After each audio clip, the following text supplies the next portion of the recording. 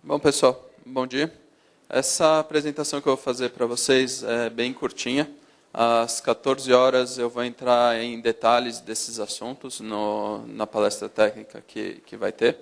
Então, nesse primeiro momento, uma introdução falando de estatísticas de esgotamento do IPv4. Então, hoje no LACNIC, a gente tem um restante de endereço aí, 73% do último /8 alocado para a nossa região. Entretanto, desse último /8, somente 48% é considerado ainda como endereços que a gente pode utilizar sem nenhuma restrição. A partir daí, esses últimos 25%, o último /10, são em estoques de reserva. Então, depois eu vou entrar nos detalhes do que são esses estoques de reserva, mas basicamente tem regras aí bastante restritas para tirar endereços desse último bloco. Então, a partir do momento que a gente entrar nesse último /10, é considerado esgotamento. Uma outra regra em vigor aí é que a partir do último /9, quando cair de 73% para 50% do último /8, a gente entra aí numa fila única. Então, todas as solicitações que forem feitas, tanto aqui no Brasil como no restante da América Latina, no NIC México ou para o LACNIC direto, vão formar uma fila única. Então, se você fez uma solicitação de endereço, sua solicitação está incompleta, está faltando documentação. Você vai ser solicitado por essa documentação e vai para o final da fila. Então, você chegou na sua vez, não estava completa sua solicitação, você volta para o final. Ou seja, se por um acaso você estava lá no finalzinho e deu azar, faltou um documento porque você tinha que mandar e não mandou, analisaram seu pedido não está completo, você perde a chance e eventualmente pode ficar sem aquele último bloco que eventualmente você ia conseguir. Então, é muito importante, nessa última etapa, tomar cuidado com a documentação nas solicitações, porque pode ser o diferencial entre você conseguir ou não o seu endereço, ou ir para o final da fila e ficar sem. Então, estatísticas de esgotamento aí, a gente tem duas. A primeira do LACNIC, está estimando aí que em 15 de maio a gente entra no último /10, naqueles endereços de reserva. Tem ali duas curvas, né? Uma aproximação linear e uma aproximação de best fit. Então, a variação aí, nos dois casos, começo de maio, final de maio, segundo o LACNIC. Então, essa é uma estatística deles. Tem o Geoff Houston, que o professor Demi comentou, é um dos pesquisadores aí da área de internet e de pesquisas. Segundo as estatísticas dele, a gente vai entrar no último /10 em agosto desse ano. Então, ele está um pouco mais otimista aí com relação a esse esgotamento. A forma com que ele aproxima está dando esse resultado. Com relação à implantação do IPv6. Colocar o IPv6 para funcionar é possível. A gente tem aí exemplos inclusive aqui no Brasil, de que isso é possível. Por exemplo, a Fundação Parque Ecológico do Itaipu está com 87% da implantação concluída. Eles são um sistema autônomo que cuida ali tem relação com a usina e um parque tecnológico que abriga outras empresas, e eles estão com 87% da implantação concluída. As universidades aqui, por exemplo, o Unesp, o UFSCar, estão desenvolvendo, já estão aí com 30%. Então, no Brasil, a gente tem alguns pequenos provedores que a gente sabe que já tem IPv6 ativo. Alguns médios também estão já tendo IPv6. Os grandes estão aí trabalhando para isso, estão com algumas redes de teste em cidades do interior, estão se desenvolvendo. Gostaríamos que tivesse sido mais rápido, mas não está sendo. A Comcast, que é um dos principais provedores americanos, já está com 25% da sua implantação concluída. É o maior deployment de IPv6 hoje no planeta em quantidade de usuários. Então, a Comcast é um provedor de cabo lá que tem muitos clientes. E o que a gente está vendo aí, por exemplo, em apresentações do Facebook, da Time Warner Cable, é que eles estão se perguntando quando que as redes vão ser só IPv6. O Facebook já tem IPv6 no conteúdo, e o pessoal de desenvolvimento do Facebook já está perguntando para a gerência, a partir de quando a gente vai poder fazer com que o Facebook ou que as novas coisas que a gente coloca no Facebook sejam somente IPv6? A partir de quando a gente não precisa mais se preocupar em colocar IPv4? Então, uma pergunta que surge aí é, se o Facebook achar que é economicamente viável para ele, amanhã deixar de fazer coisas em IPv4, ou seja, que ele demora 2 anos para colocar isso em produção. Quando o Facebook falar que uma determinada funcionalidade é só IPv6, você vai conseguir manter o seu cliente sem aquela funcionalidade? E se isso não for só o Facebook, for o Google e outros provedores de conteúdo que são importantes, que estiverem indo só para IPv6? Se o Netflix falasse que economicamente é para eles viável manter só IPv6, e você não tem IPv6, consequentemente, seu cliente ficasse sem o Netflix, você ia conseguir manter o seu negócio? Você ia conseguir manter sua base de clientes? Então, o que a gente tem aí para dizer com relação ao IPv6? IPv6 é inevitável. Adiar a implantação do IPv6 só vai gerar problemas para a sua rede. Por quê? Porque você vai ter que fazer essa implantação mais rápido. Se acontecer um fato, por exemplo, de um grande conteúdo só estar em IPv6, você, em vez de ter anos aí para desenvolver, que foi a ideia original, o IPv6 está pronto aí, como o professor Demi falou, 15 anos. A expectativa é que isso estivesse sendo colocado paulatinamente na rede e, num determinado momento, a gente pudesse desativar o IPv4. Esses 15 anos que você não usou para colocar o IPv6, se você tiver que fazer ele em 1 ano, você concorda que você vai ter gastos muito maiores com troca de equipamentos que você não se planejou, com treinamentos, porque você não vai ter que fazer correndo, ou então vai ter que contratar um consultor externo para fazer o serviço para você, ao invés de você poder testar, aprender e colocar devagar para as coisas para funcionar. Então, quanto mais tempo você demorar, maior vai ser o custo aí e o investimento. E como eu mencionei, se chegar a um determinado momento em que o conteúdo é primariamente IPv6 nos grandes provedores de conteúdo, ou passarem a ser somente IPv6, você vai conseguir manter o seu negócio? Você vai conseguir fazer seus clientes ficarem fiéis a você? Ou você acha que eles vão procurar outra alternativa porque eles vão querer o conteúdo que está em IPv6? Outra coisa que acontece aí é a identificação de usuários no caso do CGN. Você optou, não, eu não vou colocar IPv6 na minha rede, eu acho que isso daí que vocês estão me dizendo não é o melhor caminho, eu vou ficar com CGN aqui, vou compartilhar em endereço IPv4, e aí você tem aqui um exemplo, uma fraude bancária. Então você tem lá um usuário que está lá vendo o YouTube e o Facebook, ele está com um endereço compartilhado da rede 164, e aí tem outro usuário lá que é um usuário fazendo ações criminosas, só que quando eles passam pelo CGN, os dois saem com o mesmo endereço. O banco não sabe qual dos dois é, porque ele está vendo o endereço 200.113.1, e esse IP cometeu uma fraude. O banqueiro vai lá, ele fazendo o controle que ele faz, o que ele tem para identificar quem foi o responsável pela fraude? Ele tem o IP, que causou a fraude, a data e a hora.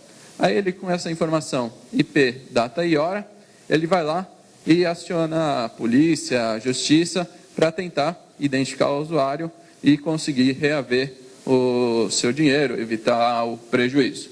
Só que ele, quando ele manda para a polícia recebe essa informação de IP, data e hora, o que ela faz? Ela vai falar com o provedor de internet. Quando ela vai falar com o provedor de internet, se esse fez os logs direitinho, para compensar o fato dele ter colocado o CGN, o que vai acontecer? Quando ele receber IP, data e hora, ele vai gerar uma lista com N usuários. Não vai ser um usuário único. A identificação única baseada em IP, data, hora deixou de existir. Então, com essa ausência de identificação única, o que ele vai devolver para a Polícia Federal ou para outra polícia? Uma lista de usuários. Resultado, a investigação da polícia teria que fazer o quê? Sei lá, 10 usuários foram identificados. Pega os 10 e leva para a delegacia e vamos interrogar os 10. A lei não permite esse tipo de abordagem. Você não pode... imagina, vamos supor que fosse um outro caso, por exemplo, de pedofilia. Então, você tem lá, um desses 10 usuários cometeu um crime de pedofilia, você pega e leva os 10 para a delegacia.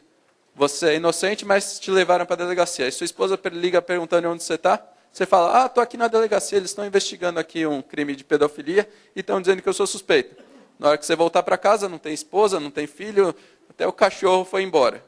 Então, é o tipo de coisa que a identificação única do usuário é necessária para essas investigações, não é alguma coisa que a gente possa evitar, e que o CGNAT impossibilita. A gente vai ter que fazer aí uma série de contornos para tentar mitigar a utilização do CGNAT. Enquanto, se a gente tivesse IPv6 aí na rede, o processo que a gente tinha de, com IP, data e hora, você conseguir fazer a identificação única do usuário, estaria mantido. Então, às 14 horas, a gente tem aí o fórum técnico, onde eu vou entrar em detalhes aí do esgotamento.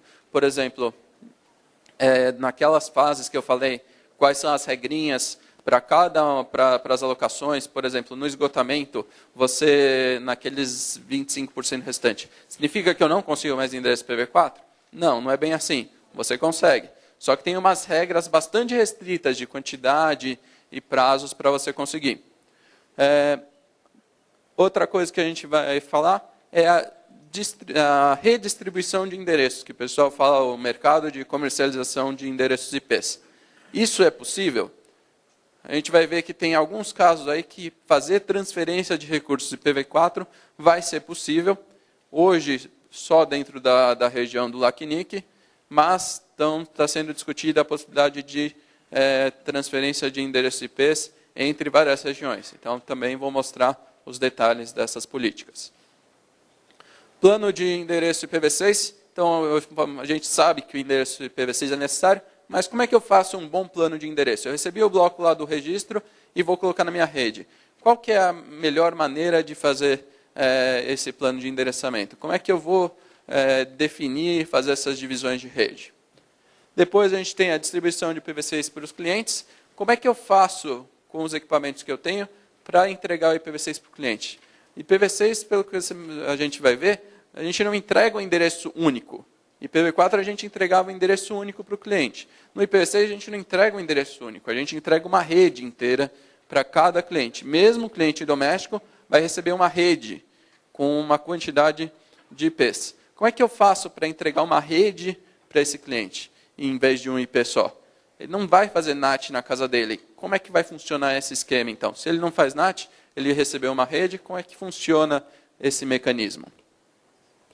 Outra coisa que a gente sabe, aqui na Abranet a gente não tem só provedores de internet como membros, a gente também tem provedores de conteúdo que são membros. Então, como é que eu faço para colocar IPv6 no meu servidor web, por exemplo? Quais são as regras? Como é que eu faço? Como é que funciona essa configuração? Eu preciso realmente colocar o IPv6 no servidor? Tem alguma outra técnica que eu posso fazer? Algum outro tipo de equipamento que eu posso utilizar? E, por último, a gente vai falar de IPv6 e seguranças em redes. O que tem de diferente aí com relação ao IPv6 ao que a gente conhece de segurança hoje?